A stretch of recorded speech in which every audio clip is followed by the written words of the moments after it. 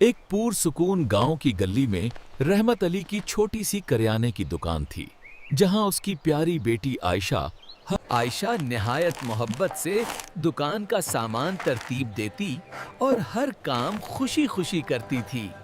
वो ग्राहकों को मुस्कुराकर सलाम करती और बच्चों को टाफियां देकर खुश कर देती थी। एक दिन अचानक गांव में तेज बारिश शुरू हो गई और रास्ते कीचड़ से भर गए। आयशा ने देखा कि एक बूढ़ी दादी अम्मा मुश्किल से कीचड़ में चल रही हैं। वो फौरन छतरी लेकर दौड़ी और दादी अम्मा को सहारा देकर दुकान की तरफ लाई। दुकान के अंदर आयशा ने दादी अम्मा को पानी दिया और आराम से बिठाया। अल्लाह तुमको खुश रखे बेटा। अल्लाह तुमको लंबी उम्र दे। दादी अम्मा ने हाथ उठाकर आयशा को दिल से दुआएं दी।